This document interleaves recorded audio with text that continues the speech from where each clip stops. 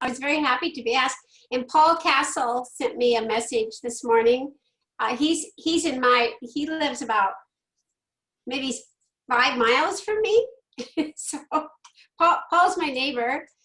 Actually, Paul and I grew up together kind of in the same neighborhood. My mother taught him and we went to church together. So I've known Paul and his family for years. So, oh, all right. Well, you tell me when you're ready for me to go. Anytime. Okay. All right. Well, it's a sunny, actually I thought it was going to rain for a minute here, but then it didn't. We just got done harvesting beans here in Northwest Iowa. And so we kind of sweated it through yesterday. We contracted at 35 bushel to the acre, which is pretty common. And we sweated through that yesterday. I think we made our contract only over by 306 bushels. So, that's not good. That means we like didn't hardly even make 35 bushel the acre beans. So you guys on the call know what that means here in Northwest Iowa. And so they're getting the combine ready. And I said, when you're done with lunch, get out, because otherwise you're noisy. So anyway, well, I'm very happy to present today about personal protective equipment and respirator fit testing. Over the years, I worked a lot with Chuck Schwab. He and I did work together on Progressive Ag Foundation board, and then I was honored to actually review and help edit some of your Safe Farm publications over the years. And I've actually worked with Betsy too, so I also have a long history with Extension, having grown up on a dairy farm in Northwest Iowa. So I'm just gonna, I'll give you a brief introduction about who I am and what I do. Ag Health and Safety Alliance is an international nonprofit. I'm the founder of that organization that will be, it'll be 3 years here in October. And prior to that, I worked a lot of years at Spencer Hospital here in Spencer, Iowa, actually for 35 years as a registered nurse. And a number of those years were spent doing agricultural health and safety with farmers and their families. I also educate doctors, nurses, EMTs, healthcare providers, and professionals on health and safety in agriculture. I'm very fortunate to have a great team. David Sullivan, Jenna Gibbs, and Kayla Walls is our team for Ag Health and Safety Alliance. We also have an international team that comes to us from Australia, Denmark, and Sweden, also in Canada. So we have people that work with us and for our organization around the world. So we're pretty fortunate to get to, before March anyway, do traveling. So like the rest of you, there's not a lot of travel or in-person stuff happening. Our main program is Gear Up for Ag, and where we teach college ag students as well as high school students, but also expanding beyond that doing respirator fit testing, other safety and health education. One of our most long-standing Gear Up for Ag programs has been at Iowa State. I've taught there at Iowa State Ag 450 Farm. In October, I think I'll be there October 13th and 14th. It'll be the 25th time that we'll be there. So it's a great group. And one of the reasons, just to kind of the background, is we know kids start farming young, and we have a survey that we do with all of our students. And no matter where we go in the world, kids are mostly, by the time they're 5 or 8, I'm not telling you anything you don't know, but I can tell you statistically, we know for sure this is true, that kids by the time they're 5 to 8 are helping on the farm or ranch, and most of our students by the time they're 8, 9, 10 have driven large pieces of equipment, and you know that. And so just a reminder, I think, of the importance of the things that you do, because I know that Extension and the work that you do, even if it's not crops, there's lots of other great things that we're helping young people too. So you can't read the words as precisely as I'd like you to, but basically what these two charts are saying is that before you're 14, these are the things that these students are saying they're doing, and you see that they're working with livestock, they're helping with all kinds of the things with implements, whether driving tractor, driving combine, they're applying pesticides. And then we ask, what have you been doing in the last 12 months? And this is our kids that are 18 to 25. And you can see it's pretty similar. They're doing all the same things by the time they're 14 as they are when they're a young adult. So that's why we think the education we're doing is extremely important. So anyway, it's there. And I believe this probably was an Iowa State chart. And I think that it's fun to be able to talk with you today, because you guys know the stuff. And so some of the things I'm going to be talking about today are maybe just reminders, but also things to think about when we're talking to our farm families and the people involved in agriculture. They need a lot of us to remind them of what their exposures are, because they're busy and they don't want to think about it. So I always say that my job as a nurse in my family for years has been the one to hound, remind, and insist on health and safety in agriculture.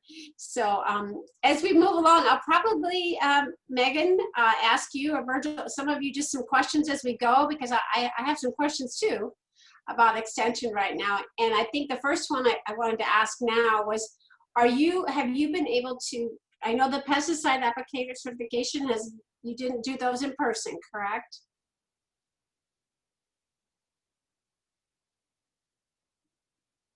Like, oh, I gotta unmute. Sorry about that. We muted ourselves so that movement in the room didn't disturb you. So we did do some pesticide trainings in person. It was primarily just a handful of us who had kind of those late season trainings last winter that were canceled. I know a lot of us held them either outdoors or just in much larger venues than we have used in the past. So we're kind of working through the dynamics of what that might look like this winter. Sure. And then are your offices open now? I know for a while people's offices were closed. I'd say highly variable. Many of them are open, but a lot of them will have like their doors locked, or will ask people to call when they've arrived, or to make appointments. Sure. Okay. Yeah. Well, that's what I knew about this area, but you're all over the state, so I assumed it was maybe depending on person's comfort or what they have done. Different towns too, I think, are different. So yeah, a lot of it seems to come down to the extension councils and the county offices, how much staff, who they have for staff, how much staff they have, and then what kind of area they're in. I imagine that Johnson County and Story County's procedures are maybe a little bit different than those in like Aaron's area here down in Southwest Iowa. Yeah, I assume when they close the bars, they close the extension off. Maybe probably right up there with that, right? Really important, yeah. So okay, anyway, just kind of back to, we have a lot of opportunities for exposure, and today I'm just going to kind of walk through the different types of personal protective equipment, and like I said, give some reminders and answer any questions. And even though we don't like to think about OSHA so much, or Department of Labor, they do have some pretty good information out there, and they also, the regulations apply to us sometimes even if we don't want them to. And over the years, I've been part of Susan Harwood training grants, and they've done a good job of changing things up and having some good resources.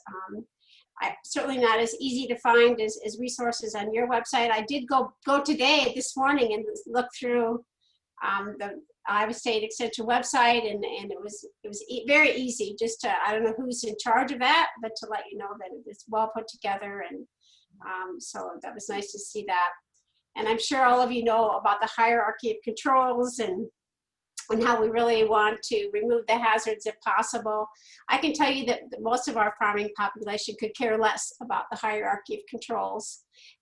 Although we certainly teach it a little bit in our classes, but mostly we dive down into this personal protective equipment, and you guys are doing a good job with the rest of the stuff up here too, with all of your education and particularly the pesticide programs that you're doing. I talk head to toe safety. I think that's easy. It's easy for my students. It's easy for all of the populations that I teach and train, no matter what the age, people can understand that. What am I doing right now, and what part of my body could I possibly be injuring or health related? And then Megan, did you send? Was this one of the handouts you sent? Yep, this is one of the handouts. Okay. So everybody should have this in your email inbox. It came from Erin this morning. All right, and I will show you on our website. This is out there as a PDF, and it's meant for people to print off. It's meant to be what I call it a handout or a worksheet. And so you're supposed to print it on like the cheapest paper possible so people can write on it, doodle on it. And the idea is just to have the very basic 2 or 3 or 4 bullet points beside each part of, what I talked about head to toe. And so that's out there for your use. Distribute it, use it as you'd like. So that's why we sent that on to you. So one of the first topics, sun safety. I think that this, for me, I think sun safety I have for years, but now that I have 2 granddaughters, we can mandate that, cute little hats and sunscreen, and then occasionally when we get away and take a vacation, like down here in the corner, then we think about sunscreen. But I would say over the years, in order to get my husband, my brother, farmers that I know to think about sunscreen or sun-safe hats or sun-safe clothing is a struggle. And you guys, you'll see in your PowerPoints that I obviously changed some things between when I sent it and this morning. We work on our Power presentations until the minute we give them. And you guys, your Safe Farm publication is excellent. It was nice to go back and look at those again this morning. I'm proud to say this is my son-in-law. He's actually pouring some concrete here. And about a month ago, my daughter bought him a sun-safe hat, and he loved it. He had not worn one ever in his life. And so that was a big change for him. One of the things that we're doing is asking our students to give up their baseball hat for a sun-safe hat. We have a partnership with Coolie Bar, and that has gone over really well. It's very popular, and I'll see if I can get this to play. This is from Iowa State. I think last year. Ben, and I gave up my hat for a sun-safe hat. You're up for A. There we go. So that's the idea, to get them to give up their hat. And then we've been collecting baseball style hats for about 3 years now. So I have a large selection of them in my closet over there from all over the world now, where the kids are right in their hat. They have to write their name, where they're from, the year, and also they have to write in there, I gave up my hat for a sun-safe hat. And so we're trying really hard to promote that. So by the time they get to be my age, my husband's age, or like a lot of us, that will just be second nature. So anything we can do to promote that. In my career as a nurse, unfortunately, I've seen a lot of skin cancers. I've seen some devastating basal cell carcinoma skin cancers for people that because they have places on their head and then it metastasized. You would not think the basal or squamous cell would do that, but it does. So we really need to be mindful of the medical outcomes. Just some quick things about eye and face protection.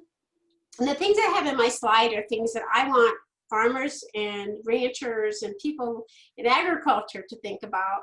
I want people to remember we've got an ANSI standard. There's so many cool safety glasses out there, or not safety glasses, sunglasses. We all get kind of thinking, oh, whatever I have on my face or my regular glasses are safety glasses, which they're not.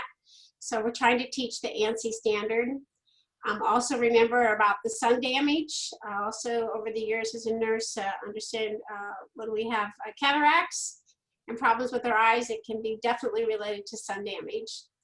And then not to forget welding, which I think farmers were more likely to think about protecting their eyes from welding than they certainly would about protecting their eyes from sun damage. We have some cool safety glasses that we give out to all of our students, get about $75 worth of PPE through our partnership with 3M. So those of you that are on the call today, I know you're scattered throughout Iowa, and we currently, I'll name off the schools. So we work with Kirkwood, We work with Iowa State. We work with Iowa Lakes Community College. We work with Morningside. So if you have a college or a high school in your area that you think would benefit from our Gear Up for Ag program, shoot me an email.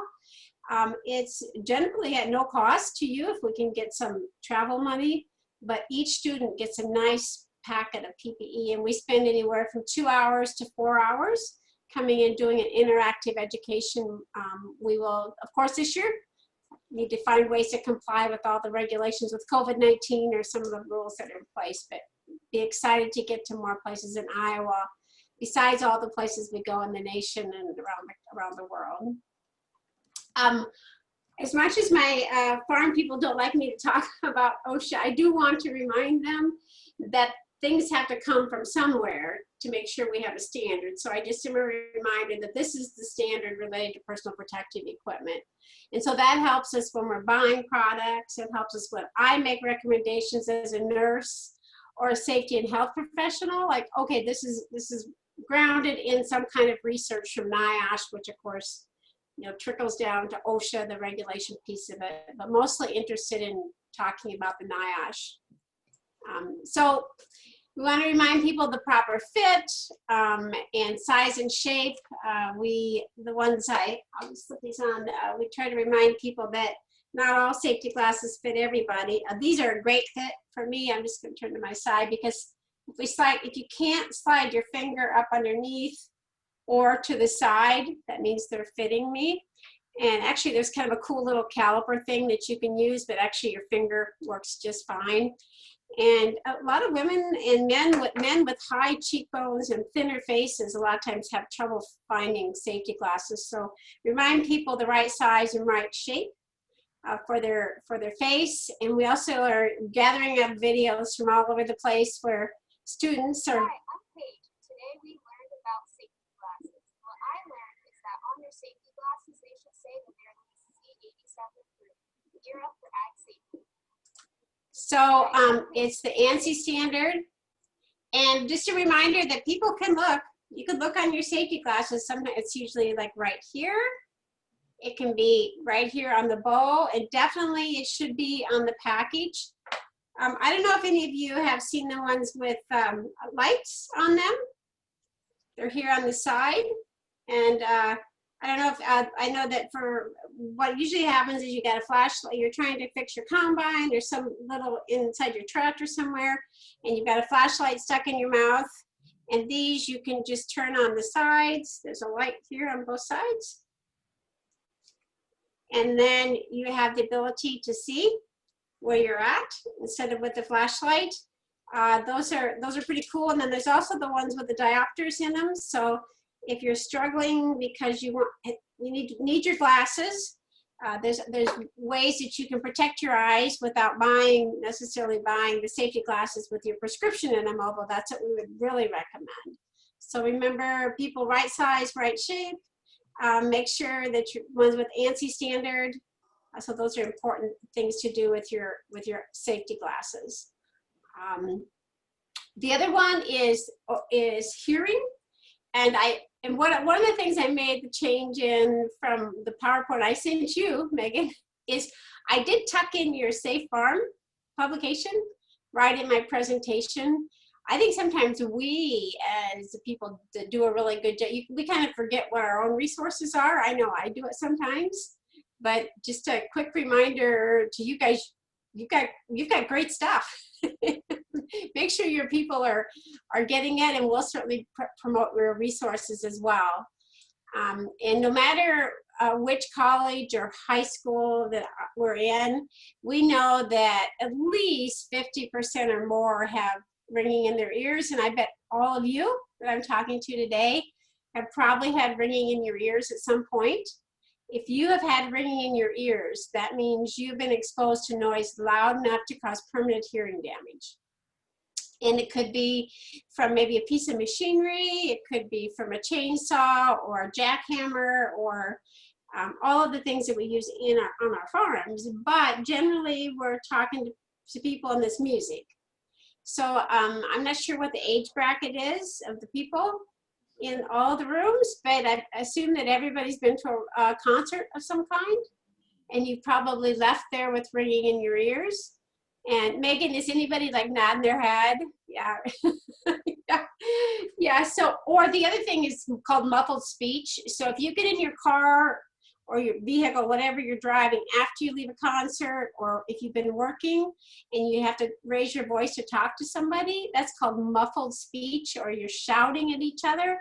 That means that you've been exposed to noise loud enough to cause permanent hearing damage. So, but what we see is that only about a third or a fourth of people always wear hearing protection. So that's certainly some work that always has to be done. It's one thing that's just a little bit harder for us to remember. Another thing is this whole speech banana. I don't know if you've heard of the speech banana before, but you all have a speech banana.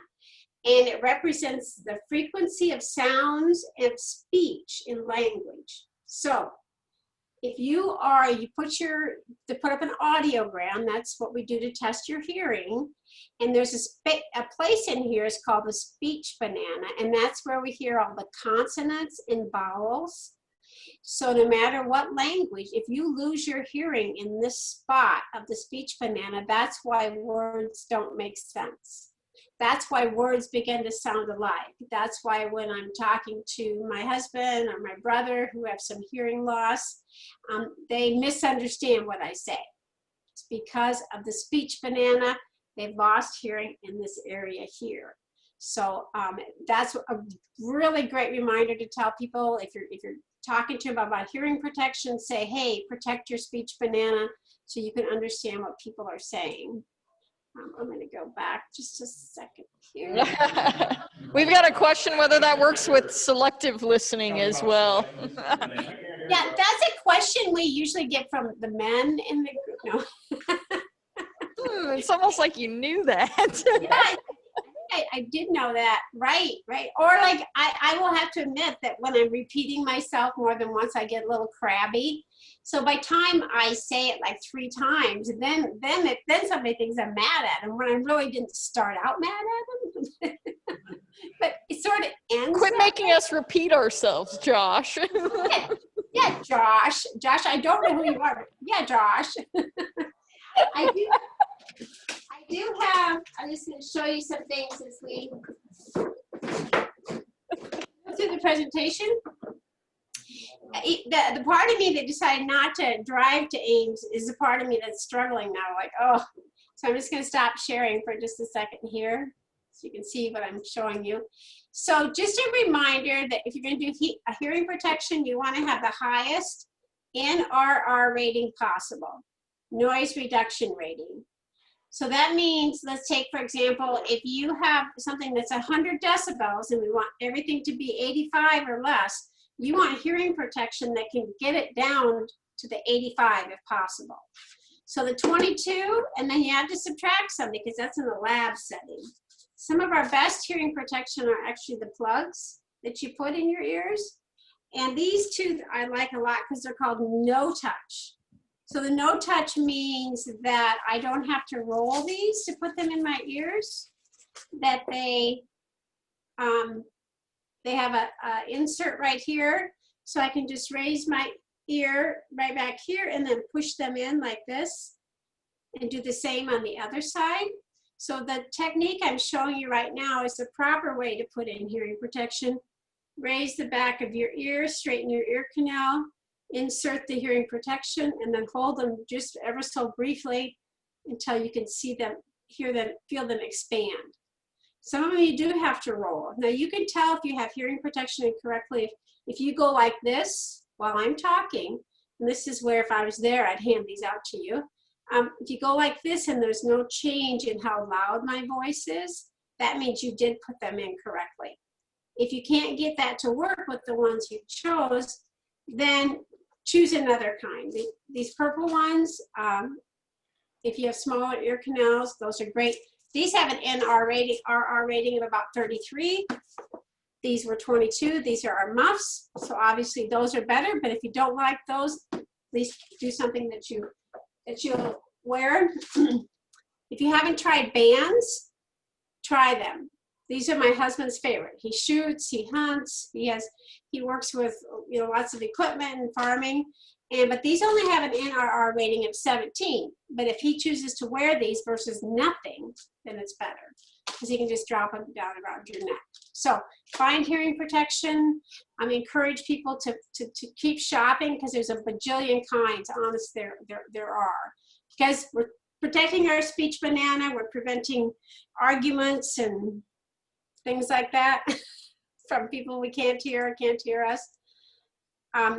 Reducing chemical risk, and this is, I think, what Megan, you can correct me if I'm wrong, but this would be your guys' specialty, probably, because of the work you do. I don't know about specialty, but it's something that we converse about a lot, right? Yeah.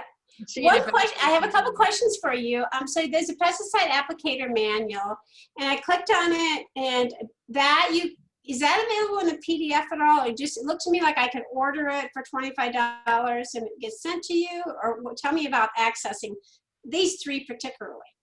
That's a question for Christine, since she's online. I think you just have to buy the hard copy. Yes, you do. You have to buy the hard copy. Okay, all right, thank you. Because I was gonna review it quick this morning. I'm like, oh, I want to see what they're, because I have one from a few years ago, but I don't have a recent one, so I'm just gonna push the buy now. Yeah, so those are just, those are the kind of study guide manuals for specifically for the different types of pesticide Yes. applicator exams. Yes. Yeah. Yep. I saw Those look that. like commercial. Some of them look like commercial ones. It's hard to. Yep. Yes. These were the three that I just took a screenshot of. Right. Yeah. So you know this about the toxic pesticides. The piece I'm just going to talk briefly about is the toxic insecticides and cholinesterase inhibitors. And Megan, because you can look at people, ask just for them to just nod their head or raise their hand at you if they know what cholinesterase is. We got raised hands. Raised hands, good. Okay, this is something that I know from experience that much of the farming population, unless they are going through your pesticide applicator program. So you talk about cholinesterase in those programs? I don't know that. Yeah, Joel says we have, but not lately. That's correct. Okay, thank you. Yes. I think this can be one of a more powerful conversation if you guys say it, aside just from me as a nurse, because it's that people, especially my family, think that I overreact because I'm a nurse. But the cholinesterase inhibiting chemicals really are important. I think that cholinesterase screening is pretty rarely done. I have been part of cholinesterase screening and follow-ups for people who work in the co-ops or for applicator or commercial applicators. Does anybody know of any cholinesterase screening that they've been part of or know it's happened in their communities or regions? People are saying no or not for a long time. Joel says the university used to require it, but not anymore. Probably not since the 90s. Yep. But can anybody name what cholinesterase inhibiting chemicals are being used right now? Lorsban, not very many. Those were the comments. Yep, those are yep, that's what comes to mind too. So I think we talk symptom based. Even in the healthcare world, if you get symptoms, don't forget to tell whoever the doctor or ER that you've been working with your pesticides. Because I think sometimes that gets missed. So we need to remind people, please tell people get your labels, take your labels, understand your label. Because we really can't change the toxicity of pesticides. They have an important role in what we do, what we need those, but we can limit the poisoning or limit the exposures. I typically, when I'm talking to, whether it's farmers, farm wives, or my college or high school students, not many people are looking at that precautionary statement. Everybody knows how to find the application rate, and how to apply it, but we're forgetting to look at those different signal words. And I know that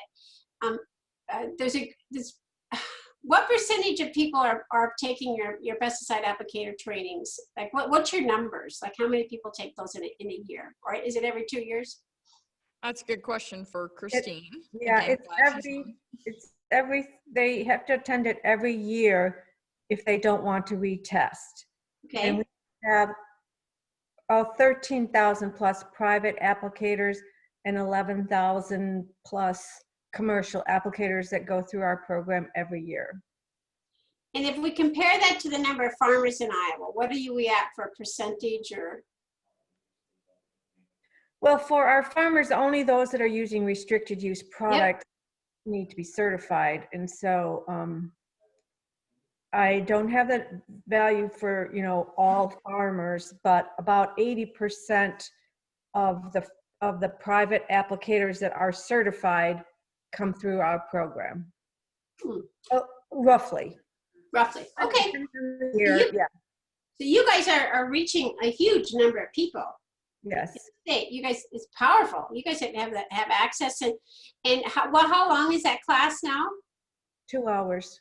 2 hours. It used to be like Virgil. You'll be. It's like used to be a day long, didn't it? Oh boy, that's a long time ago. Yeah, it was a while ago. When they first and first of all, we used to do trainings to take the test, and that was a day-long deal. Yeah. And then when the CEUs came along, the first shot at it was with the commercial applicators, and that was 3 hours. Mm-hmm. And then when they made that available for private applicators, they said 2 hours, and then they changed the commercial to 2 hours also. Right.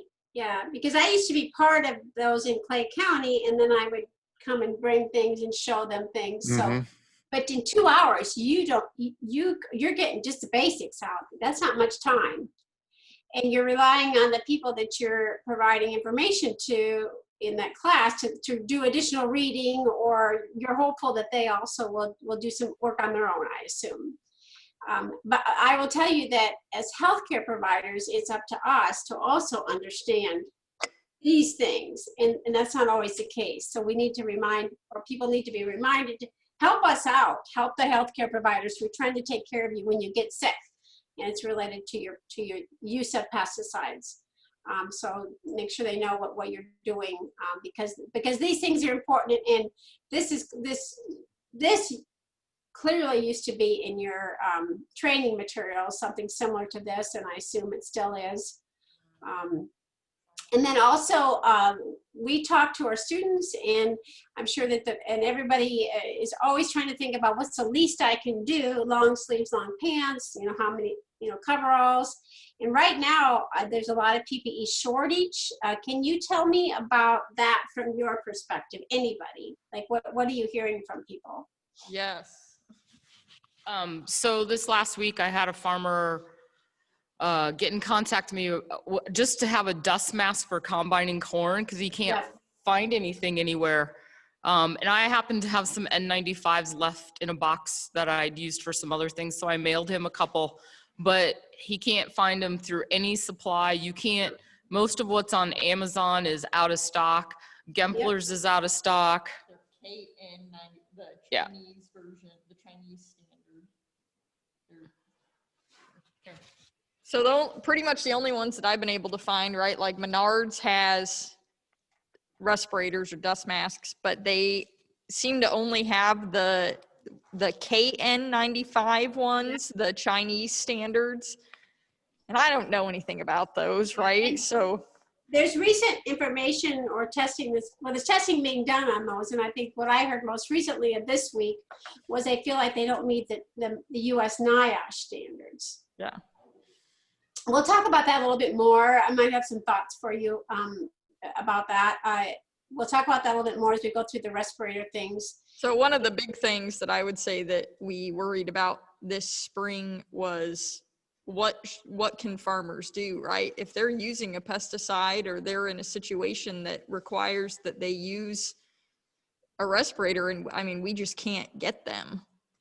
I mean, they're just not available. What do we do? What guidance did anybody give you? Well, choose a different pesticide was Yeah. what we saw- were told. I did see that guidance. And I also, I do know that it's. And you can guess how well that goes over, right? Yeah. When I actually heard that as a recommendation, I'm like, so someone's already bought all of their product, right? And now they're going to take it back and try to get something else? That's not going to happen. And I do know there's been some guidance that said if you document, if you say that you've made the very best attempt possible to do the best you can, and because of COVID-19 you can't, I think that they gave some good guidance that would probably protect people. I know in industry it was protecting people from things like you're supposed to do respirator fit testing. Well, you can't do it because you have COVID-19. So coveralls is another one. I believe there's some shortage of that. In my area anyway, not a lot of people are wearing them except perhaps the private commercial applicators. People are choosing long sleeves and long pants, layering of clothing. These are things that you guys certainly know. And just do a shout out to your clothing. I was like searching in my box and stuff. When I came home from the hospital, when I stopped working at the hospital, I had the Iowa State Extension magnets, you know, that would go on my refrigerator about laundry and clothing. Do you guys know, do you guys have those? Does anybody in the room know what I'm talking about? People recall those, but they don't make them anymore. But I want you to make them. It's like right now with grandkids, I have like little animals and all the zoo animals and the alphabet on my refrigerator. I want a magnet about laundry and clothing. And so not everybody's fortunate to have 2 washers and dryers. And I think that you guys, you might be surprised at the people who, particularly the young people that I talk to most commonly, like our college students who are getting out on their own, or they're moved out from home, that don't really get this or haven't even thought about this. So your job, or what you're doing to teach people about proper laundry and clothes with pesticide use, continues to be important. We've got a whole new generation of people growing up that that maybe hasn't been part of the laundry because mom did it for them. And then you guys have a great publication on gloves. The one thing I think that is difficult that I continue to hear is getting the right size. Maybe the people in the room say, what sizes are you finding people are able to get for gloves? Now, what I have, what's available, what can be bought is anywhere from size 6 all the way to size 11. What's the common size people are able to buy or get? Larger ones are harder to find. 11s. Yep. How about the 7s, 8s, 9s? I think when I've ever been to places to buy them, I think it's hard to buy a size 7. 7 is what fits me. Are you guys seeing the 7s, 8s anywhere? Mostly 9s is what people are finding, 9s and 10s. That's so Brian commented and said that he needs 13s. Yeah, I have not been able to purchase 13s. I purchased 11s and 12s, I think, rarely.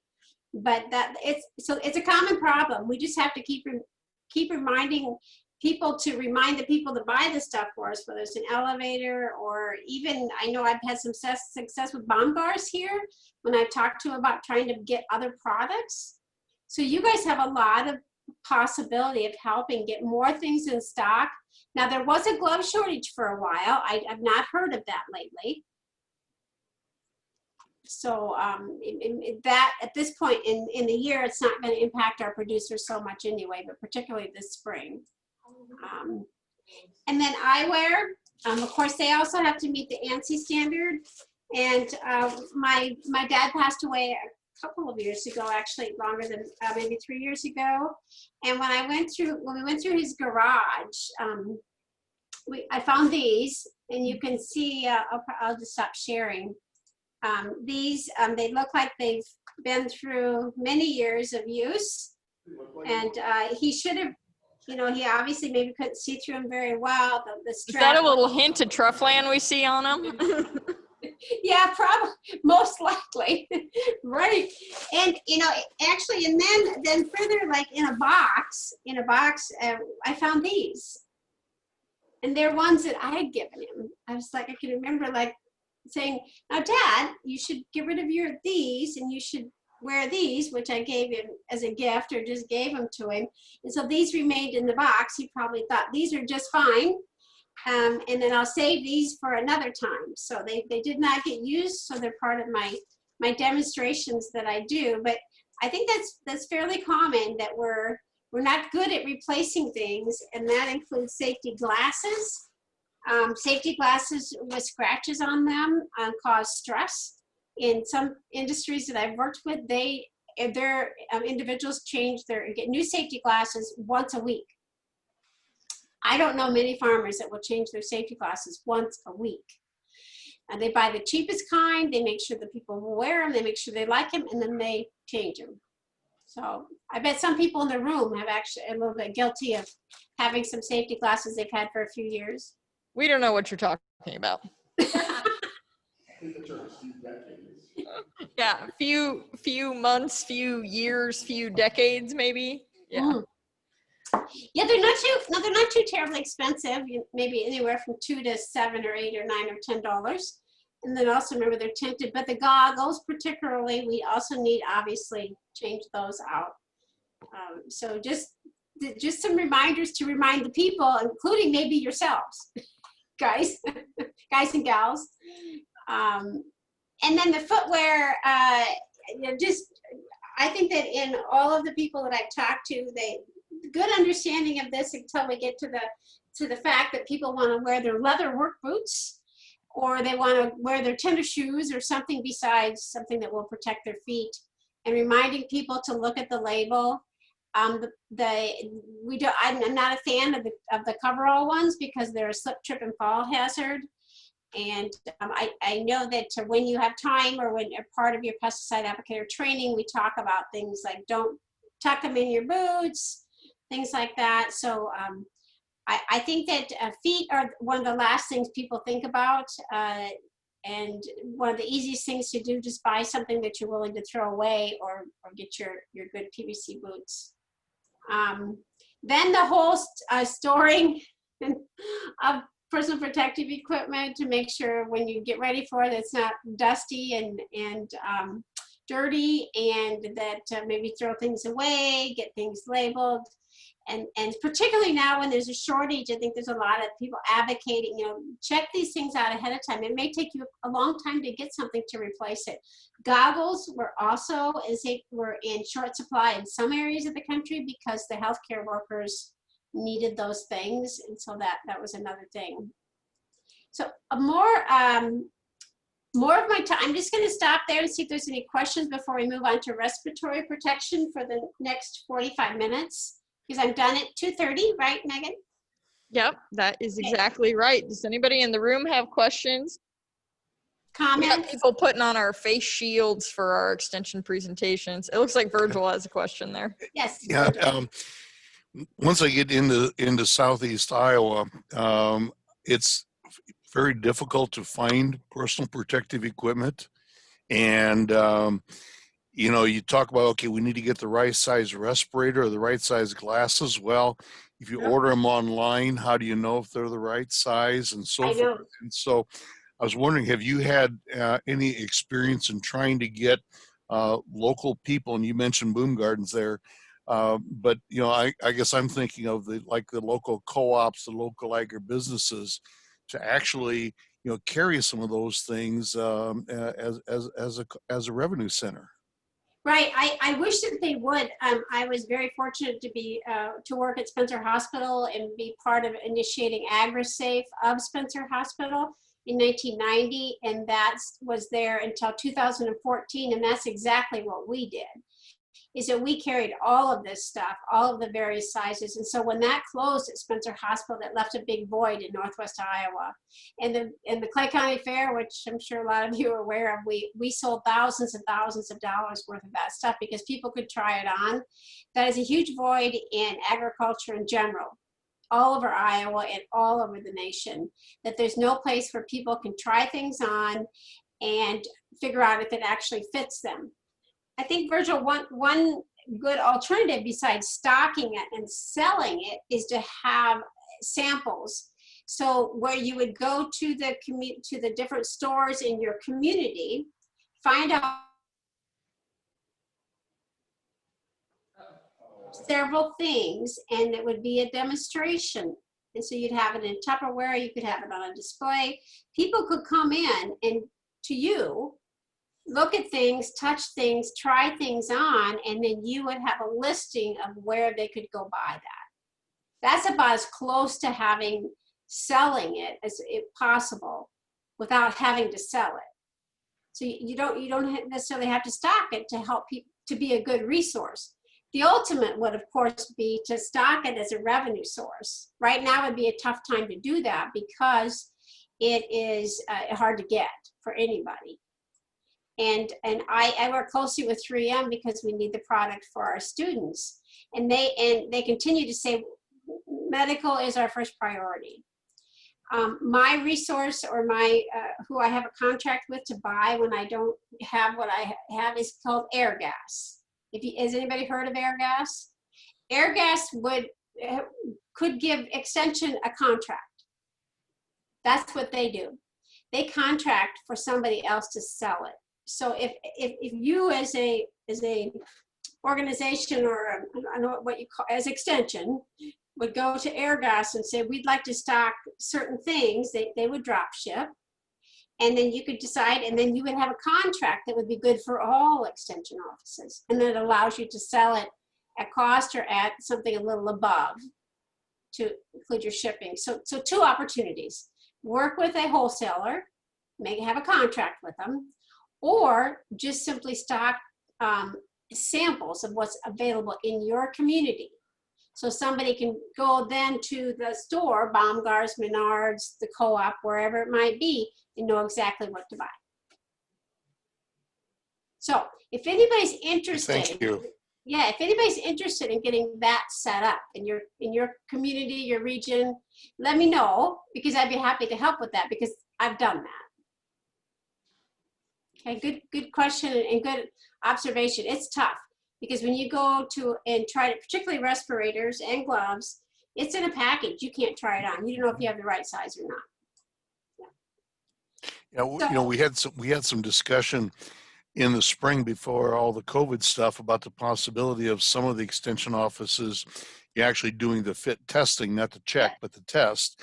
Yep. And you know and we were talking about, okay, could we find some money someplace to provide the kits to the offices, and maybe this would be, you know, kind of a second part of that, you know, we could, you know, that the offices, like you say, in a tub could have the various sizes and styles of respirators along with the list of where you could find that then. So, yeah. And that's good that you're saying that, because part of my presentation talks exactly about that, because that's one of the things I do right now is I teach people to do respirator fit testing. So we'll talk about that. You once again have a great resource, your Safe Farm publication, lungs need protection from farm dust. It's about the right mask, right fit, right job, and having them available, which is tough, and we'll talk about that too. And right now we're all thinking grain, and how many of you have heard of black mold on the corn? I know we've got it really bad here in Northwest Iowa.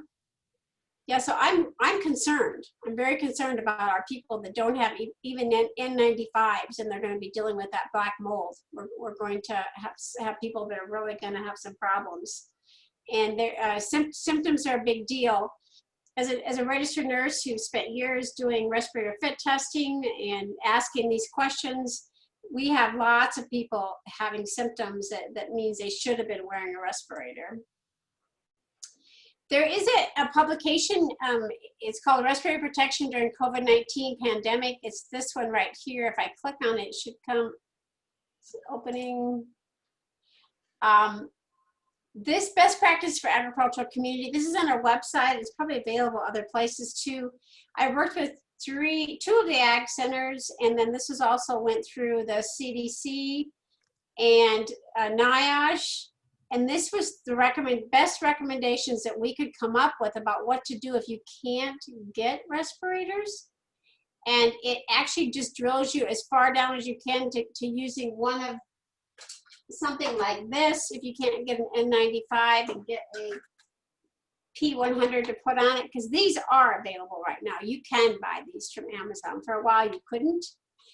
So in your PowerPoint, if Megan sent that to you by email, it sounds like, so you should be able to just click on that resource there, and that might be something you could print off and have available to people. Basically, it's talking about conserving respirators. You know, conserve what you have. We used to say, don't blow them out with the air compressor. Well, now we're saying blow them out with the air compressor and keep them clean, and, you know, store them and use them over and over and over again, unlike what we used to say. And when COVID-19 is over, it's going to be a tough sell to get back to telling people, don't do what I told you you should do. So we're just going full circle here. So also a good, these are clickable links as well. There's other good resources through the Iowa Center for Agricultural Safety and Health, ICASH. So we know this is inadequate protection, these one strap. Once I'm gonna just move something over there. It's like turning your home office into someplace where you can do Zoom. But so the one strap ones, which it would be kind of the equivalent of our cloth face coverings. Megan, you've got a, does yours say Iowa State on it? It does. I should probably get one of those before I go down there in October. Anyway, once again, that's going to be tough when we get done with COVID-19 and we say, no, your cloth face covering or one strap masks are just for nuisance dust, when we've been trying to tell people, yeah, wear them, they're going to protect you from COVID-19. So the three kinds of respirators: air purifying, supplied air, and SCBAs. Generally, in agriculture, you're going to use air purifying respirators of various kinds. So you've got the two strap, and 8511 is a good example. We've got the ones that are the reusable with cartridges, which is the one I just held up. We've got PAPRs. I'm interested to know if anybody's worn a PAPR in the room, powered air purifying. It's not an SCBA, it's the one that's got like a battery pack. Anybody? They cost about $1,500 to $2,000. Oh my gosh. Yeah, None of us can afford that. yeah.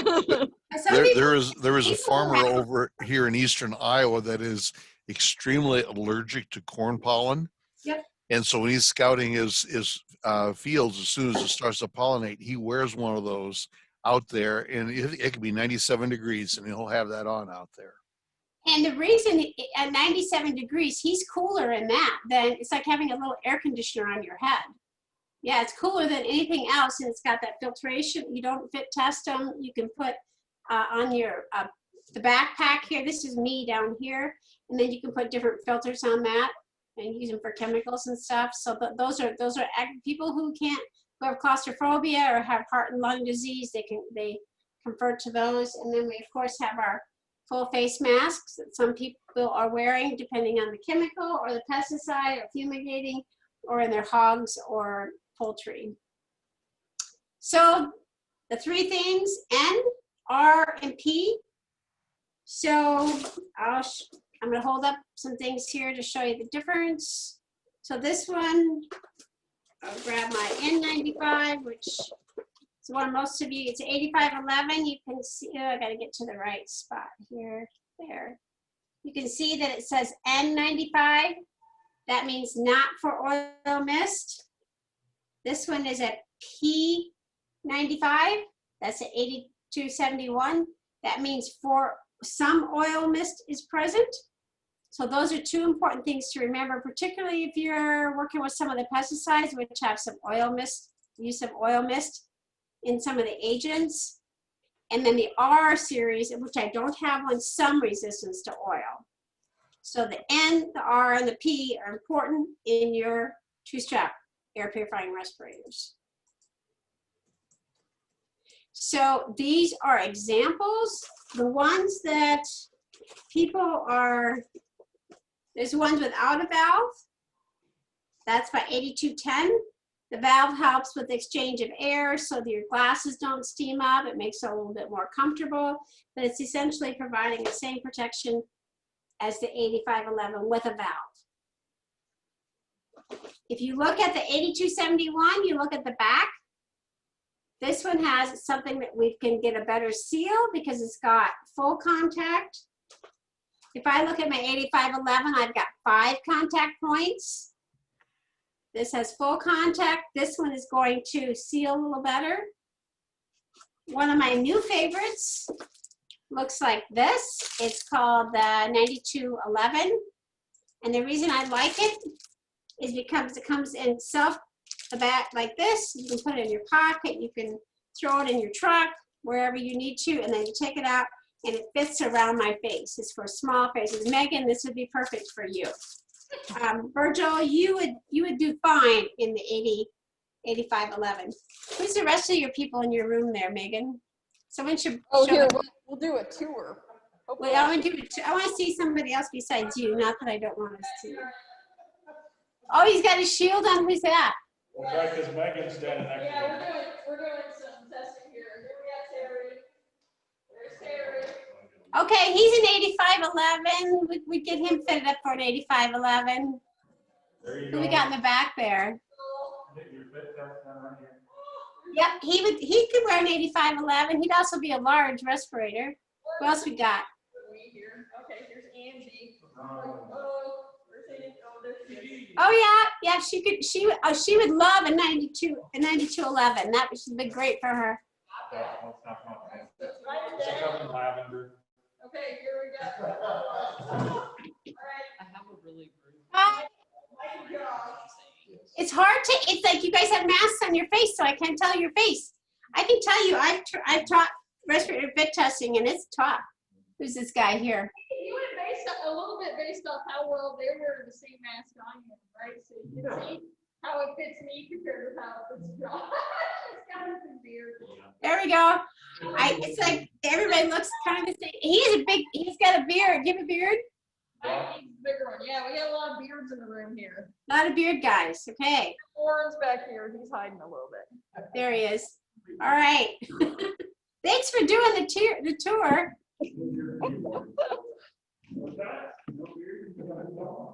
Now I've distracted everybody. I've distracted everybody. Okay, so Talking about beards. yeah, like if I told him he's gonna have to shave it, that would be a whole different discussion. So what we know is that by and large, people don't want to wear respirators. Well, they have a good excuse now because you can't find them.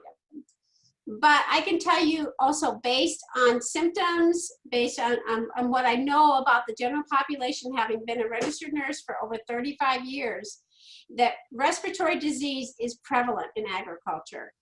And people get sick, they get very, very sick, and then they end up with shortness of breath, chronic debilitating lung disease from the lack of wearing a respirator maybe one time in a bin that's got mold. Corn and soybean mold in bins is horrific. It's one of the leading causes of farmers' lung, toxic organic dust syndrome. And the one thing we can do is to wear an N95. So we're in a tough, tough situation right now. And the whole world is worried about the healthcare providers, and they very well should be, but we also need to worry about our farmers. Our farmers need to be able to protect their lungs. So I think that if anybody's got N95, take very, very good care of them. In March, any respirators that we had left over from our Gear Up for Ag program that I had stored in Spencer, in our storage unit, all got donated to Spencer Hospital and Lakes Regional Hospital. It was about $17,000 worth of respirators. I would tell you that last week I got them back because they have determined unequivocally that healthcare providers should not wear anything with a valve. And they also decided that they were not going to use what I had for this. So I got all the respirators back. I donated, with the exception of the ones I donated that did not have a valve. So Megan, when we get done with this today, then you and I should talk about perhaps something that we can do for some of our people in the state that are looking for things, okay? Oh yeah, I think so. I think most of us have probably had conversations with people who are not able to get a hold of PPE that they could use right now, especially given the year that we've had and the how dusty the grain is and the fields. Yep. Yep. And a lot of our programs, when we go to Iowa State in October, then our students will get these. And 3M has told us that they don't know when they'll be able to donate more to us, because 3M for the number of years have donated this kind of respiratory protection and safety glasses and hearing protection for every one of my students in the United States. We have a partnership in the US and Denmark and Sweden as well. So they donate huge amounts of PPE for our students. But right now they're saying we can't get you any respirators. But I have some. So we should talk about that. Efficiency is important, that 95. I have one here. It's called an 8233. This is the best two-strap respirator pretty much on the market. There's one that's called the 8214. That's more for welding. It's got a great back to it. It's got really good straps. So if a person could buy an 8233, these will last you a lot longer too, because they're a better product. But this would be a great respirator. And some of these brands, these type of respirators that people don't commonly buy, are most likely going to be available before your N95s. Because nobody in healthcare is going to buy an 8233. So somebody in your room, anybody got their computers in front of them? Do you, Megan? You do. Yep. Go onto Amazon and type in 3M 8233. See if it's available.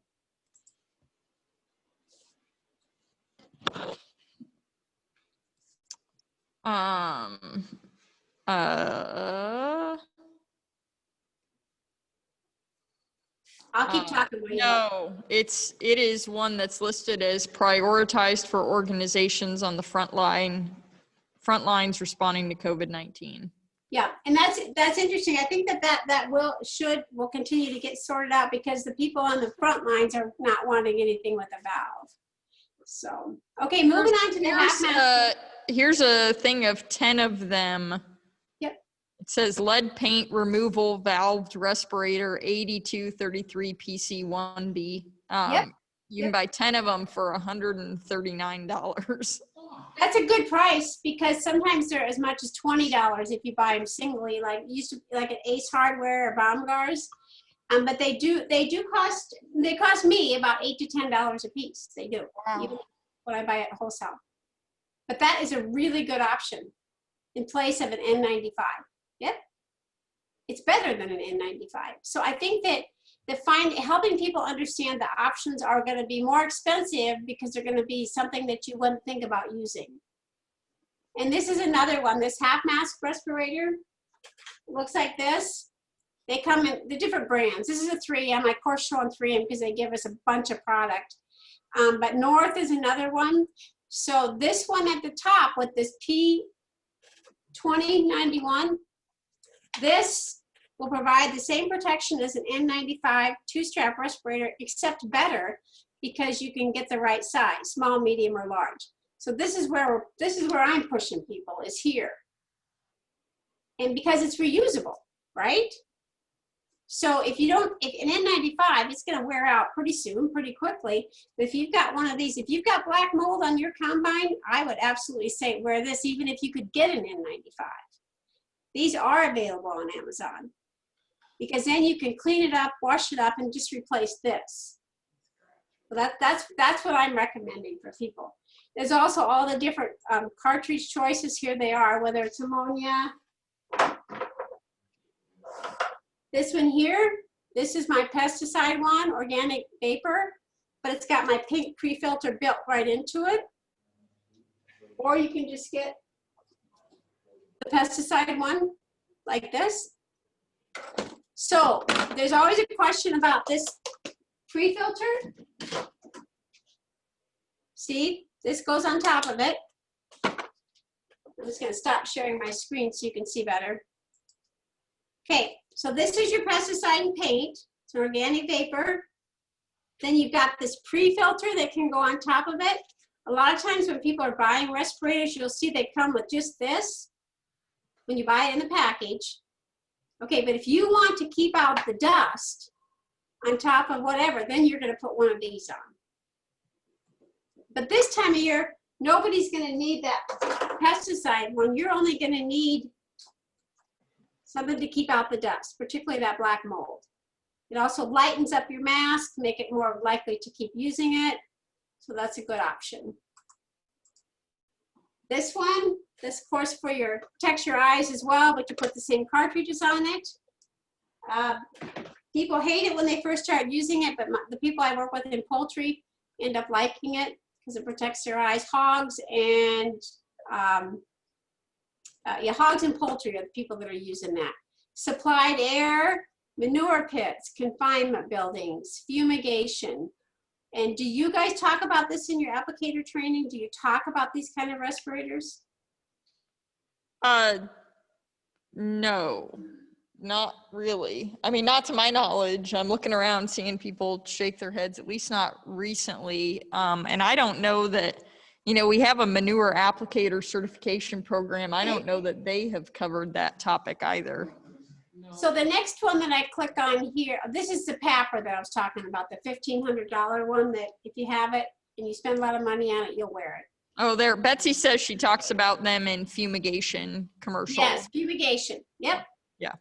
Yep, manure pits, fumigation, so supplied air. A lot of times people think about them for like our auto body or people in certain, like when they're, that's something with people, but also in agriculture. Okay, this whole SCBA, so Betsy, was that who you said talks about it yeah. Yep. And no matter where we go to teach our young people, that means our college people, not very many kids know that the SCBA is what they should be wearing with those manure pits. 7 out of 71 knew the right answer in one of the last classes. So keep promoting that message if you can. I could not find on your website any resource for those type of uses. Did I miss something? Or I saw one that the respiratory safe farm, did that talk about this kind of exposure in agriculture? Manure pits, confinement buildings? Your best bet is to contact Dan Anderson that manages the manure applicator certification program. They have discussed monitoring systems in buildings to let you know when gas levels reach dangerous levels. But I don't think there's ever been any discussion on SCBAs. When we get done here, I can, if you go to our resource page, so I was at the University of Iowa, that's like your sister college. They have, the College of Public Health does have a couple good resources on this.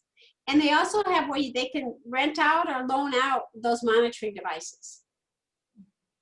So we have lots of hogs in the state of Iowa. So I'm saying, based on my knowledge of the people or the kids or the people I work with, there's a lot of people that don't quite understand how dangerous that is. And I'm sure that you folks do. The next little piece I'm going to talk about is the respirator fit test, because that's what you asked me to cover. And it is a standard, the respirator program. So if you are working in industry and you're required to wear a respirator for your job, there must be a respiratory program. In agriculture, unless you're working for an elevator or some big operator that has 10 or more employees, there's not a lot of respirator programs out there.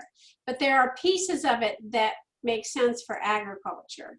One of them is fit testing. This is actually my colleague and I in Australia doing fit testing for our high school students. So the types of fit testing are qualitative. That means it's the hood that looks like this. And so just tell me how many of you have been fit tested? I got 3 in the room here that have been fit tested. Been fit tested. Is anybody qualified to do fit testing? None of us are qualified to do fit Qualified. Okay. So just make sure that just to start off to say you don't have to be certified To do fit testing, qualified means you're a reasonably knowledgeable adult who can learn. You can be trained. So you just get trained and then you follow directions. So you have to be trained, you have to be teachable. Yeah, so. But several of us have agreed that we're out. Then. No, I don't believe that. I could treat all of you. So, okay, you can use saccharin or Bitrex or irritant smoke. Generally, we're all using saccharin. Fit test kits are hard to get, just like respirators. I'm working with the University of Iowa College of Public Health, ICAS, to do fit testing for 21 people October 1st. And So we worked with Brandy to get that set up. So several of the people that you will be training, I believe, are going to be county extension employees. Oh, nice. I don't know who. I sent it to a lot of people, and I don't know who volunteered, but we'll figure out after their. Okay, and then so then you will know that they're trainable and teachable because it's actually going to be on Zoom. It's not even going to be live. Yep. Yeah, and we did it for, I can't remember how many people in the end of August. It worked good, worked good. So quantitative is the more expensive. You have a piece of equipment that fits on your computer and you put a probe on the inside and on the outside. It's the most accurate, it's the easiest to use, but not many people have these. So we're doing a lot of the qualitative. They cost, those fit test kits cost between $250 and $500. And so Brandy was able to get you those. Right? Yep. Brandy, iCash is providing them for free Yep. for everyone who's participating. And so that was a really serendipitous thing that it sort of overlapped with a huge need for public health, you know, to know how to make these respirators fit their faces and things as well. So that worked out well. Yep. So I'll be I'm the one, I'm the trainer. We'll be going through this booklet. And that booklet is actually taught, it's like a community-based. We're saying we need community-based fit testing. So you were right when you said you don't have to do the medical piece of it. You guys are learning to do the fit testing. And that's a piece that's missing all over the state, all over the nation, actually. So fit testing is different than a user seal check. A user seal check is something we all do every time we put one on, where you check to see if it fits so you can tighten up your straps.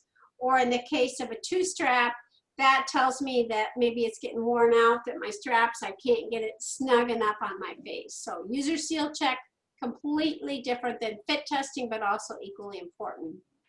So the whole respirator size, this is why fit testing is important, because it is the size of my face from here to here. Not much about from here to here as it is from here to here. So your faces can be deceiving. We think, well, I'm a big, tall guy, I'm a big guy, I'll wear a large. That may not be true. You may have a short geared face, as I would call it, from here to here. So it's more about that.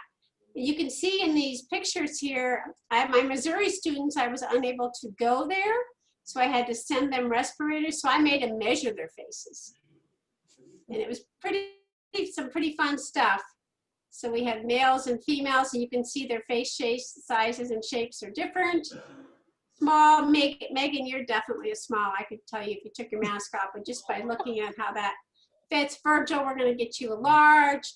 Yeah, the other sad thing about not coming in the COVID-19 is, you know, hopefully in the future when we do these, we could bring one for all of you and you can all have one. So here's the piece of it that's very clear and important, because I'm very excited that we'll be doing fit test training for extension, because the fit tester has no role in the medical evaluation except to require that it be performed. The employer has to have a medical determination to show the person's capable of wearing a respirator. So having someone that will do fit testing and understand the medical piece of it is very, very helpful. So this is the OSHA. There's a questionnaire that people still have to fill out. You can be part of that. You can say, here, fill out this questionnaire. A licensed healthcare provider will review it and see if you need to have a medical evaluation. But you as the fit tester, you're doing the fit test and you're signing off on that. So it's good to know that you guys are going to do that. So the whole piece about determining the type of respirator, I think that can be daunting, and people get a little nerved out. They're like, okay, if I'm going to do a respirator fit test, is someone going to ask me what kind of respirator I should wear? You'll be asked that question, and then as extension people, I would venture to guess you've been asked those questions before. Would that be true? Particularly related to pesticides? Yeah, I'd say, I mean, we definitely start that conversation in our pesticide trainings. I don't get a lot of questions outside of the pesticide trainings about this, except this year with regard to not being able to get Them. respirators. Yes. Right. So this worksheet that I sent to you, that's also meant to be printed out. People can write all over it. It gives all the basics right there. You know, if you're doing this, this, and this, you should wear this one. So pesticides is actually at the end of the day the easiest because it's right on the label. As long as you can find the respirator, get the right size, and then get that right cartridge. So if you know the activity, understand the exposure, determine what kind of respirator should be used. So I'm going to roll through some common things in agriculture and just show you which respirators should be used, and you begin to see a common theme. If you've got about 2 things, you can take care of everything in agriculture except the things that are oxygen limiting situations, or if you need an SCBA, you know, in those hog confinement buildings. So hogs or poultry, our exposure or hazard is organic dust. That means dust with stuff on it. Very fine dust, 10 microns or smaller, that can be respirable. I can't see it. I can't even see it in the dust in the sunlight. That's the thing we're worried about. Organic dust with feces, urine, endotoxins, bacteria on that dust. You breathe it in. It's also got ammonia, sulfur. Organic dust, ammonia, disinfectants, carbon monoxide, hydrogen sulfide. Here's all of the things. These 3 on the right. So if you've got this and you've got a reusable respirator with a cartridge or a P100, you're good to go in your hog building, except if you need a SCBA. If you're in livestock, we're worried about feeding grain, hay, and bedding, mold again. Look at pretty much the same respirators. So you're going to use a 2-strap N95. And if you can't get that, then we're going to push you to these. And even if you can get them, a lot of people should be wearing these with that P100 filter on it. Hay, same thing. We see a common theme here. We're worried about mold and organic dust. So we're going to have these types of respirators. When we get to pesticides, we're definitely looking at the label. We're going to use a pesticide cartridge or a multi-gas, full face, or that PAPR. So what are you telling, you know, we have that whole new regulation, the WPS, where it's actually a couple of years ago where everybody was supposed to have fit testing if they were using a pesticide that has said needs a respirator. So what are you talking about in your pesticide applicator programs as far as that? So, Yeah, yeah, I mean, we've told people what the requirements are, and you know, this year we were able to have the resource list of where you could go to get fit tested, but that's where this conversation started, because it's like there's nobody within 80 miles of me that advertises that they would do fit testing. So it's one thing to require it, and it's another thing to require it and make it incredibly inconvenient for somebody to get it done when they don't, you know, they're going to toss it.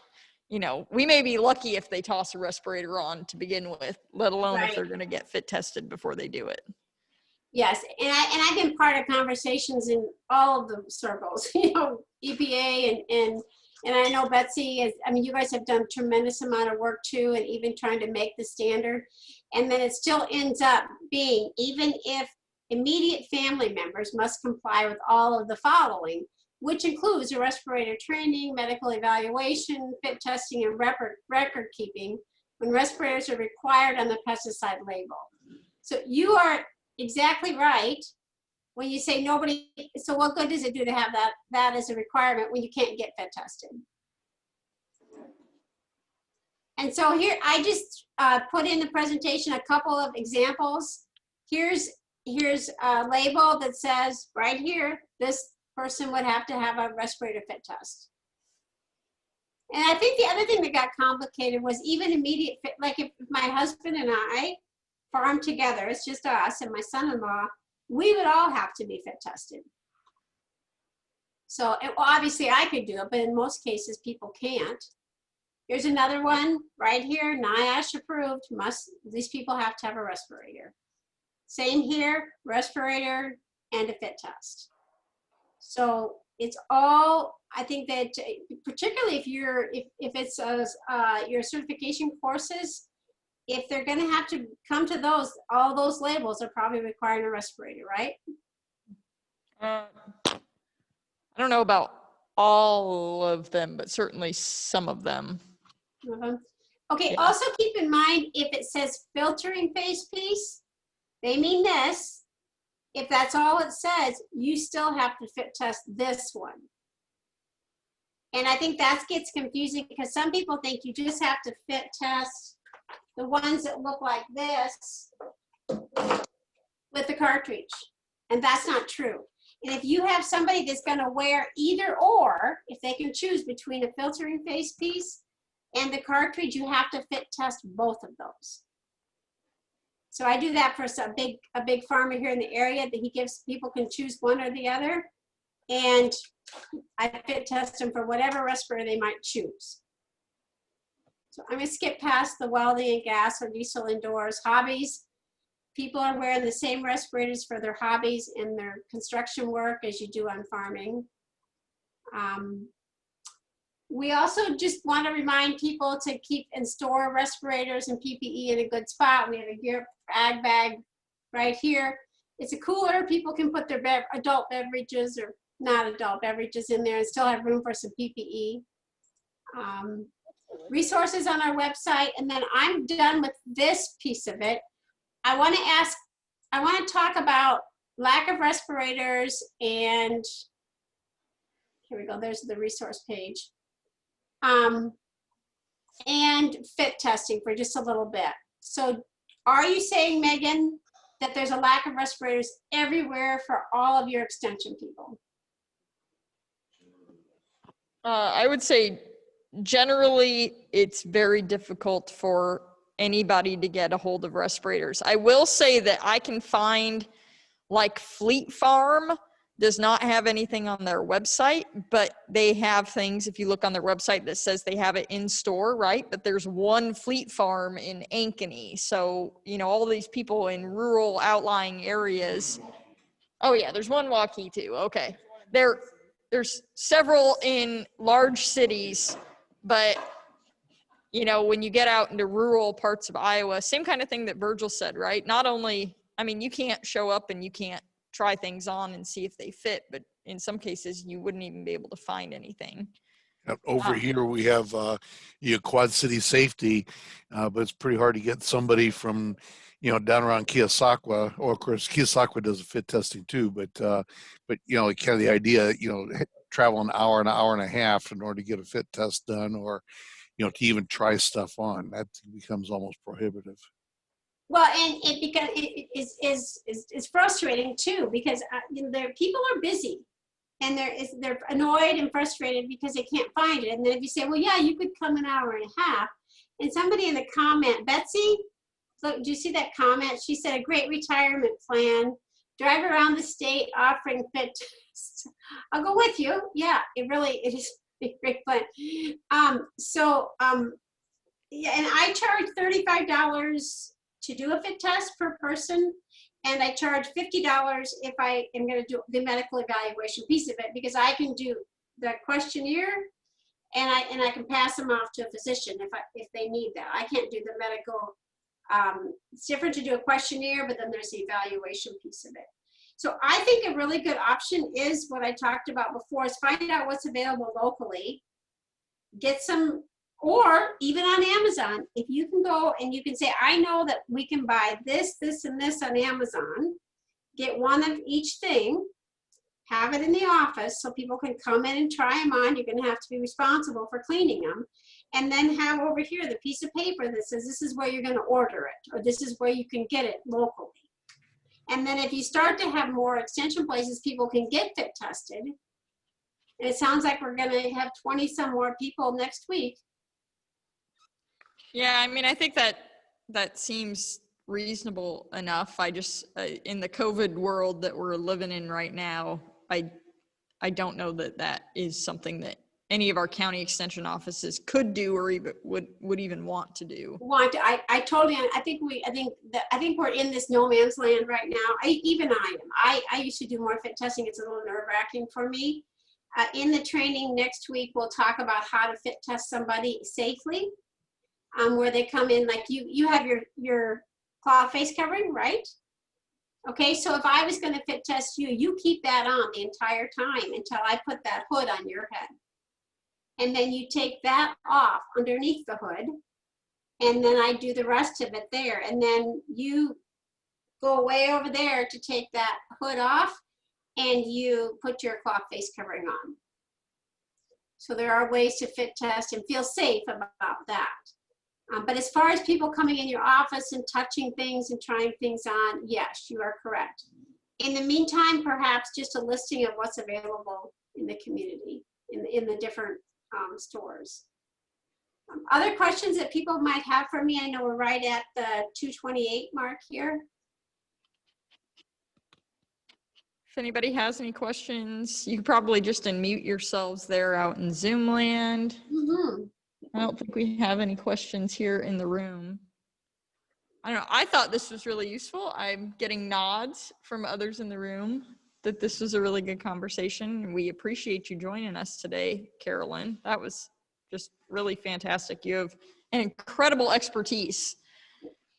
Also, if you have people that in your communities that are really struggling to find respirators, if you could contact me, you as individuals, like they would come to you and then just say, hey, I know someone that I can get in touch with, and maybe we can get you something.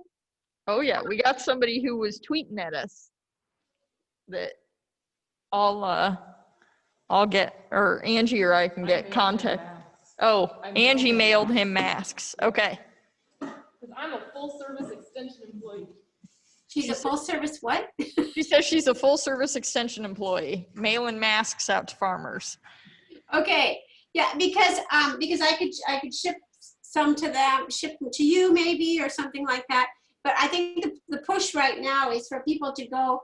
If I went to Amazon right now, I'm pretty sure I could order the reusable respirator, and then the P100, those pink filters. Yeah, and those are actually the best. That's what people should be wearing anyway. Yeah. Most of the time. I'm just going to click on it here. So I can also put together, work with you to put together a document on what you could recommend, or anything like that that can be helpful. Yeah, anything on recommendations that would be, because the N95 is obviously the first thing that I think most people, it comes, that's at the top of people's mind when they think about putting on a mask, especially when it comes to dealing with grain and dust. And even if we could put together, I don't know, I'm looking around, a resource or an ICM kind of blog, right? We've got our crops page that we post blogs and news articles to, but something on getting, safety equipment, getting PPE respirators for dealing with grain handling and harvest this fall, which ones are going to be most likely to be available. Yeah, I think that would right be awesome. Here. Right, here's the one I showed you right here. It's coming apart here. It's right here. It's my 7,000. The 7,000 series is $29. You have the ones that are $13 here. You get what you pay for. Particularly in Iowa where it's cold. This one here, it gets really fur. It just gets too hard on your face. It just doesn't seal very good. These are their silicone. They're called the 7,000 series. $29. Here you can buy your cartridges. It looks like the this one is all put together. You need to know your size, but then you need those P100 filters. And I've been pointing quite a few people in this direction. They've been able to get them. And that would carry you through the whole fall for sure. You just have this one reusable respirator, and then you're going to buy the P100 filters. They're right here. And that takes care of your black mold. That takes care of bean dust, corn dust, and a lot of your pesticides too. And you can see they're that's available. awesome. Yeah. This is the place to go right now because you're not going to buy N95s. I have some.